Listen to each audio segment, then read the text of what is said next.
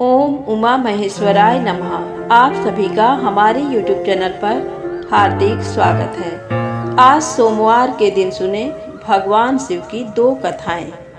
अन्न और जल के दान की महत्ता। दूसरी कथा है अदिति देवी द्वारा आराधित अमरेश्वर लिंग की महिमा। सूत जी कहते हैं, महर्षियों, प्राचीन काल में आनर्त देश में वसुसेन नाम वाले एक राजा राज्य करते थे। वे दीर्घ काल तक राज्य कर पुत्र पौत्र का सुख देख समय आने पर मृत्यु को प्राप्त हुए।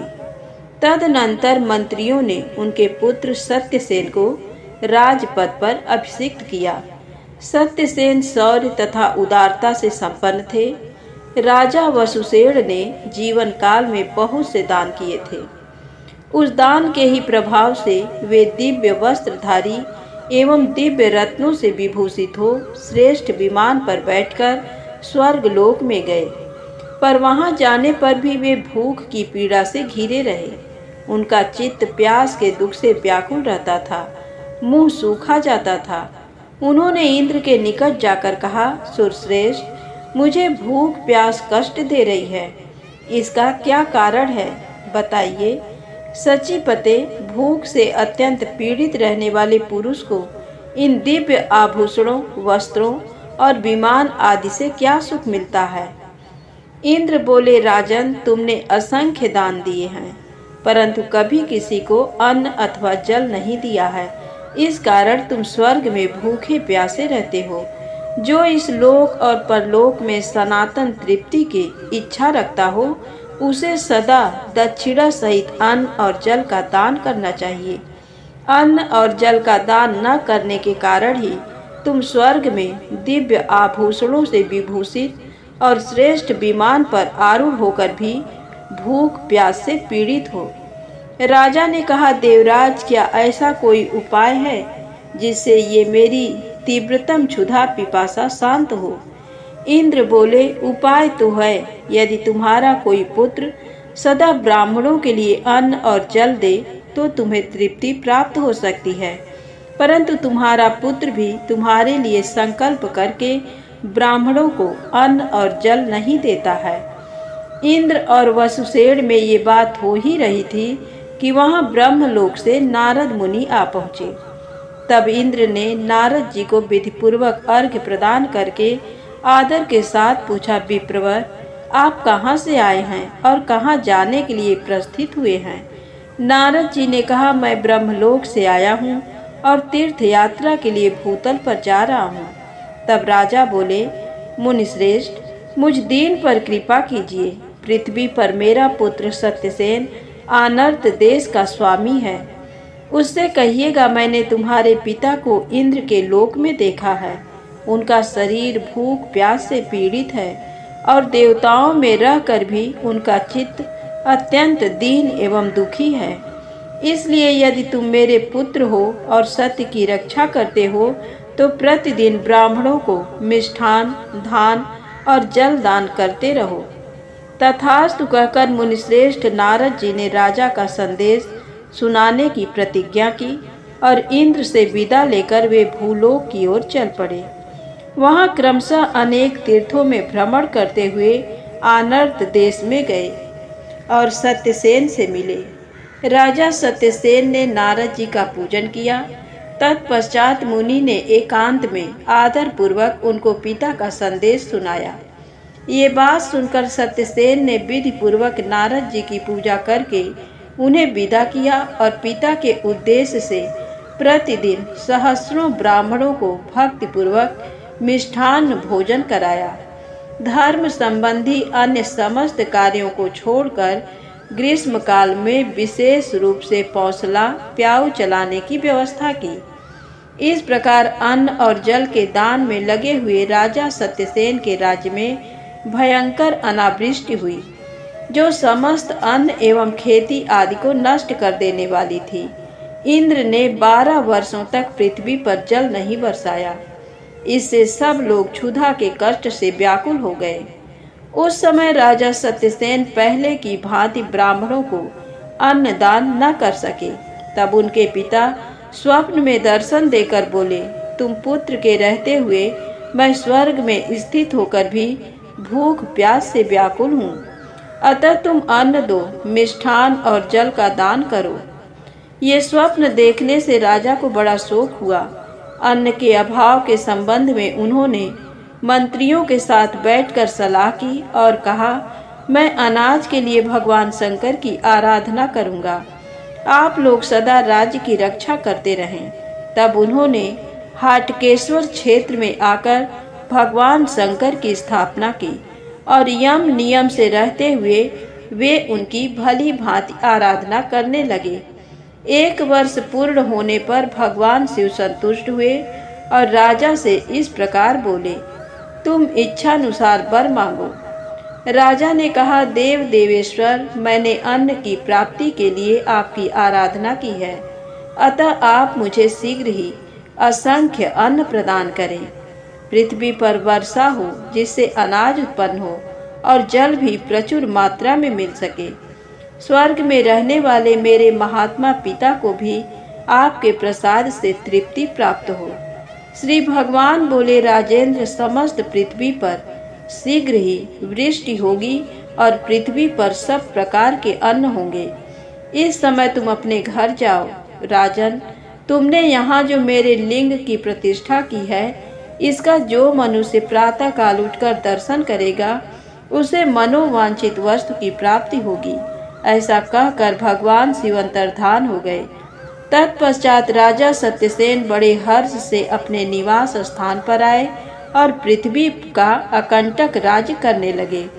सूत जी कहते हैं, आज भी भयंकर कलिकाल प्राप्त होने पर जो मनुष्य प्रातः काल उठकर भक्ति पूर्वक मिष्ठान्नद शिव का दर्शन करता है, वह यदि चाहे तो उसे मिष्ठान की प्राप्ति होती है, और जो निष्काम भाव से उनका दर्शन करता है वह देवाधिदेव शूलपाणी महादेव जी के लोक को प्राप्त होता है। धन्यवाद। प्रेम से बोलिए शंकर भगवान की जय। आइए दूसरी कथा सुनते हैं, अमरेश्वर लिंग की महिमा। पूर्व काल में प्रजापति दक्ष की 2 कन्याएं दीति और अदिति महात्मा कश्यप जी के साथ ब्याही गई थी। अदिति से देवताओं की उत्पत्ति हुई और दीति से दैत्यों की। उनमें बड़ा भारी बैर उपस्थित हुआ। दैत्यों ने देवताओं को पथभ्रष्ट कर दिया और वे सब संपूर्ण दिशाओं में इधर उधर भाग गए। तब देव माता अदिति भगवान शंकर के ध्यान में तत्पर हो दिन रात तपस्या करने लगी। इस प्रकार व्रत में स्थित हुई अदिति देवी के आगे धरती फोड़कर एक शिवलिंग प्रकट हुआ। इससे उन्हें बड़ी प्रसन्नता हुई और अनेक प्रकार के स्तोत्रों द्वारा उसकी स्तुति करके उन्होंने साष्टांग प्रणाम किया। इसी समय आकाशवाणी हुई, कल्याणी, तुम मनोवांछित वर मांगो। अदिति बोली, सुश्रेष्ठ, मेरे पुत्र देवता युद्ध में दैत्यों द्वारा मारे जाते हैं, अतः आप उन्हें अमर बना दें। युद्ध में दानवों के द्वारा उन्हें अवध्य कर दें। श्री भगवान बोले, शुभे, जो मेरे इस लिंगमय विग्रह का स्पर्श करके युद्ध में जाएंगे वे 1 वर्ष तक शत्रुओं के द्वारा अवध्य रहेंगे। दूसरे भी त्रयोदशी के दिन यहाँ जागरण करेंगे, वे भी 1 वर्ष तक निरोग रहेंगे। जो इस शुभ देव स्थान में आएगा उसे मृत्यु दूर से ही छोड़ देगी। ये सुनकर अदिति ने मरने से बचे हुए अपने पुत्रों को लाकर इस शिवलिंग का दर्शन कराया और उसके महात्म का भी वर्णन किया। तब देवता उस शिवलिंग को प्रणाम करके प्रसन्न हो अस्त्र शस्त्र ले लेकर दैत्यों पर चढ़ आए। देवताओं को सहसा युद्ध के लिए आया देख दैत्य भी गर्जना करते हुए उनके सामने गए। उस समय देवताओं का दानवों के साथ भयंकर युद्ध हुआ। उस संग्राम में अनेक प्रकार के तीक्ष्ण अस्त्र शस्त्रों द्वारा देवताओं ने असंख्य दैत्यों को यमलोक पहुंचाया। जो मारने से बच गए वे स्वर्ग छोड़कर समुद्र में जा छिपे। तदनंतर इंद्र ने अपना राज्य प्राप्त किया। शेष दानवों ने उस शिवलिंग की महिमा का पता पाकर शुक्र जी से पूछा। तब शुक्राचार्य ने उन्हें सब महात्म बताया। शिवरात्रि को पवित्र होकर जो पुरुष उस शिवलिंग की पूजा करता है वह काल आ जाने पर भी प्राण त्याग नहीं करता। दानवों, तुम लोग उस दिन रात में जाकर उस शिवलिंग की पूजा करो, जिससे तुम 1 वर्ष तक मृत्यु के भय से रहित हो जाओगे। इंद्र को नारद जी से दैत्यों की ये मंत्रणा ज्ञात हो गई। तब उन्होंने सब देवताओं के साथ विचार किया कि जैसे भी हो सके हमें महादेव जी की रक्षा के लिए उत्तम से उत्तम उद्योग करना चाहिए। ऐसा निश्चय करके 33 कोटि देवता अस्त्र शस्त्रों के साथ उस शिवलिंग की रक्षा के लिए हाटकेश्वर क्षेत्र में आकर स्थित हुए। उन्हें देखकर दानव भयभीत होकर सब दिशाओं में भाग गए। शिवरात्रि के दूसरे दिन पुनः सब देवताओं ने आपस में विचार किया कि यदि हम लोग इस क्षेत्र को छोड़कर जाएंगे तो दैत्य यहाँ आकर इस शिवलिंग की पूजा करेंगे और वे भी हमारी ही भांति अबध्य हो जाएंगे। इसलिए हम 33 देवता इस शिवलिंग की रक्षा के लिए यहीं टिके रहें और शेष देवता इंद्र के साथ स्वर्ग में जाएं। ऐसा निश्चय करके 8 वसु, 12 सूर्य, 11 रुद्र तथा 2 अश्विनी कुमार, ये 33 देवता उस शिवलिंग की रक्षा के लिए हाटकेश्वर क्षेत्र में निवास करने लगे। शेष सब लोग इंद्र सहित स्वर्ग में चले गए। इस प्रकार प्रभावशाली अमरेश्वर लिंग पूर्व काल में अदिति देवी के द्वारा स्थापित हुआ था, जिसके दर्शन मात्र से देहधारियों की मृत्यु नहीं होती है। मृत्यु का निवारण करने के कारण ही वह अमर लिंग के नाम से तीनों लोकों में विख्यात है। उस शिवलिंग के आगे स्वच्छ जल से भरा हुआ एक उत्तम कुंड है, जिसे अदिति देवी ने अपने स्नान के लिए निर्माण कराया था। जो मनुष्य उसमें स्नान करके उस शिवलिंग का दर्शन करता है तथा उसी दिन रात में वहां जागरण करता है, वह 1 वर्ष तक अपमृत्यु को नहीं प्राप्त होता। वहीं पर चटकेश्वर नामक महादेव जी हैं, जो मनुष्यों को पुत्र प्रदान करने वाले हैं। पूर्व काल में चेटिका ने वहां तप किया था। उसने व्यास से कपिंजल नामक पुत्र पाया था। एक समय की बात है, शांतचित्त महात्मा व्यास जी के मन में पत्नी के लिए अभिलाषा हुई। तब उन्होंने जाबाली मुनि से उनकी सुंदरी कन्या मांगी। जाबाली ने चेटिका नाम की कन्या व्यास जी के साथ ब्याह दी। तब व्यास जी उसके साथ वन में रहते हुए मैथुन में प्रवृत्त हुए। ऋतुकाल में सत्यवती नंदन व्यास से मैथुन प्राप्त करके चेटिका गर्भवती हुई। उसका दूसरा नाम पिंगला भी था। उसके उदर में वह गर्भ दिन दिन पुष्ट होने लगा। 12 वर्ष बीत गए, किंतु वह गर्भ उत्पन्न नहीं हुआ।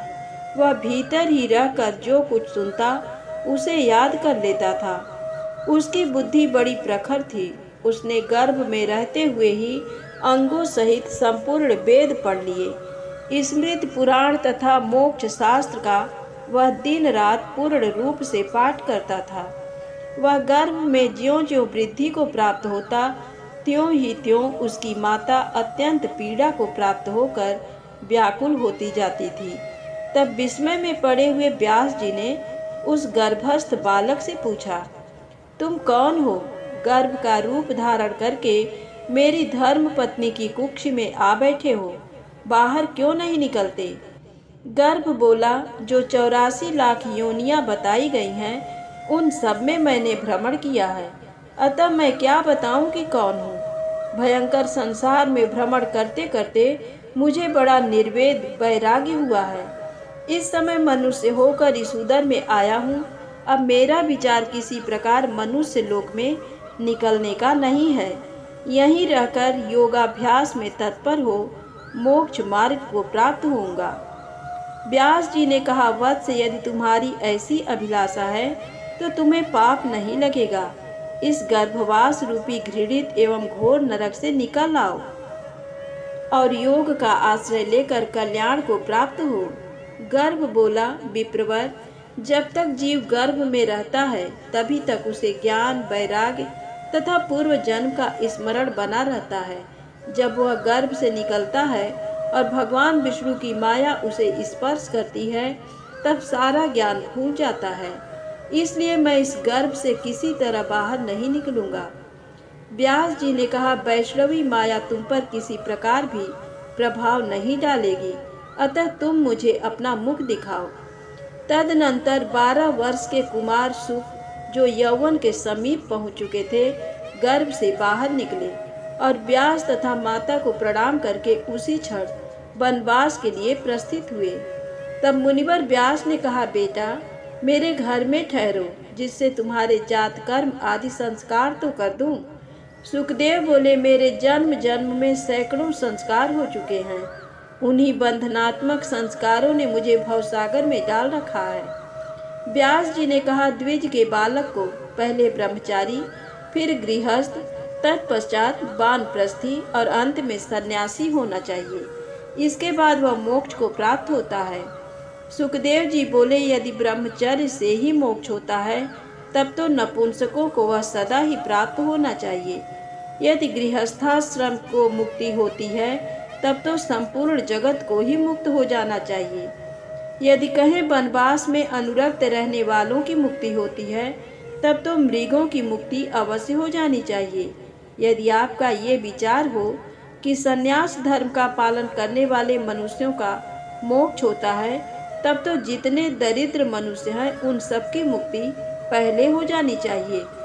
व्यास जी ने कहा, मनु जी का कथन है कि गृहस्थ धर्म में अनुरक्त हो सन्मार्ग पर चलने वाले मानवों के लिए ये लोक और परलोक दोनों सुखद होते हैं। गृहस्थाश्रमी पुरुषों के द्वारा गृहस्थ धर्म का पालन करने के लिए जो संग्रह किया जाता है, वह इहलोक और परलोक में भी सनातन सुख प्रदान करता है। सुखदेव जी बोले, दैव योग से कभी अग्नि से भी शीतलता प्राप्त हो सकती है, चंद्रमा से भी ताप हो सकता है, परंतु इस मर्त्य लोक में परिग्रह से भी सुख की उत्पत्ति हो, ऐसा ना तो कभी हुआ है, ना होता है और ना आगे कभी होगा ही। व्यास जी ने कहा, बहुत पुण्य होने से किसी प्रकार इस पृथ्वी पर अत्यंत दुर्लभ मानव जन्म की प्राप्ति होती है। उसे पाकर यदि मनुष्य गृहस्थ धर्म का तत्व जानने वाला हो, तो उसे क्या नहीं मिल जाता। तब सुखदेव जी बोले, यदि मनुष्य जन्म काल में अपनी अवस्था को देखकर ज्ञान युक्त होता है, तो जन्म लेने के पश्चात वह सारा ज्ञान भूल जाता है। व्यास जी ने कहा, मनुष्य का पुत्र हो अथवा गधे का बच्चा, जब वह शरीर में धूल लपेटे चंचल गति से चलता और तोतली वाणी बोलता है, तब उसका वह शब्द भी लोगों के लिए बड़ा आनंददायक होता है। सुखदेव जी बोले, मुने धूल में रेंगते और लौटते हुए अपवित्र शिशु से जो यहाँ संतुष्ट होते या सुख का अनुभव करते हैं, वे अज्ञानी हैं। तब व्यास जी ने कहा, यमलोक में पुन्नग नामक महाभयंकर नरक है। पुत्रहीन मनुष्य ही उसमें जाता है, इसलिए पुत्र की प्रशंसा की जाती है। सुखदेव जी बोले, महामुने, यदि पुत्र से ही सब लोगों को स्वर्ग की प्राप्ति होती, तब तो सुअरों, कुत्तों और टिड्डियों को विशेष रूप से उसकी प्राप्ति होनी चाहिए। व्यास जी ने कहा, पुत्र के दर्शन से मनुष्य पितृ ऋण से मुक्त होता है, पौत्र के दर्शन से वह देव ऋण से मुक्त होता है, और प्रपौत्र को भी देख ले तब तो वह स्वर्ग का निवासी होता है। तब सुखदेव जी बोले, गीध दीर्घजीवी होता है, वह सदा अपनी कई पीढ़ी की संतानों को क्रमशः देखता है, किंतु क्या वह मोक्ष को प्राप्त हो जाता है। सूत जी कहते हैं, इस प्रकार कहकर सुखदेव जी वन में चले गए। अपने पुत्र सुख को गृहस्थी की ओर से निष्प्रिय देख चेटिका ने दुखी होकर व्यास जी से कहा, द्विज श्रेष्ठ, मुझे आज्ञा दीजिए, जिससे मैं पुत्र के लिए तपस्या करूं और उसके द्वारा महादेव जी को संतुष्ट करूं, जिससे मुझे वंश की वृद्धि करने वाला श्रेष्ठ पुत्र प्राप्त हो। ऐसा निश्चय करके व्यास जी की आज्ञा पाकर पतिव्रता चेटिका ने हाटकेश्वर क्षेत्र में जा तपस्या प्रारंभ की। उसने भगवान शंकर की स्थापना करके उनके आगे निर्मल जल से भरी हुई एक विशाल वापी निर्माण कराई, जो स्नान करने मात्र से समस्त पातकों का नाश करने वाली है। तदनंतर उसकी तपस्या से संतुष्ट होकर त्रिपुरारी महादेव जी ने प्रत्यक्ष दर्शन दिया और कहा, सुब्रते, वरदान मांगो। चेटिका बोली, सुरश्रेष्ठ, मुझे ऐसा पुत्र दीजिए जो मेरे वंश की वृद्धि करने वाला, सदा ही मित्रों को आनंद देने वाला, सुशील तथा विनयी हो। श्री महादेव जी ने कहा, शोभने, तुमने जैसे पुत्र के लिए प्रार्थना की है वैसा ही पुत्र तुम्हें प्राप्त होगा, इसमें संदेह नहीं है। दूसरी कोई भी जो स्त्री यहाँ वापी में स्नान करके एकाग्र चित्त हो 1 वर्ष तक प्रत्येक शुक्ला पंचमी को तुम्हारे द्वारा स्थापित मेरे इस लिंग का पूजन करेगी, वह वर्ष के अंत में सौभाग्य से संपन्न होगी। इसी प्रकार जो पुरुष यहाँ स्नान करके सकाम भाव से मेरी पूजा करेगा वह मनोवांछित कामना प्राप्त कर लेगा, और जो निष्काम भाव से मेरा पूजन करेगा वह मोक्ष को प्राप्त होगा। ऐसा कहकर महादेव जी अंतर्ध्यान हो गए और चेटिका ने व्यास जी से कपिंजल नामक पुत्र प्राप्त किया। चेटिका द्वारा स्थापित होने से वह शिवलिंग चटकेश्वर नाम से विख्यात हुआ। धन्यवाद। प्रेम से बोलिए शंकर भगवान की जय। दोस्तों, आप सभी से विनम्र निवेदन है, कृपया लाइक अवश्य करिएगा और मेरे चैनल को सब्सक्राइब करें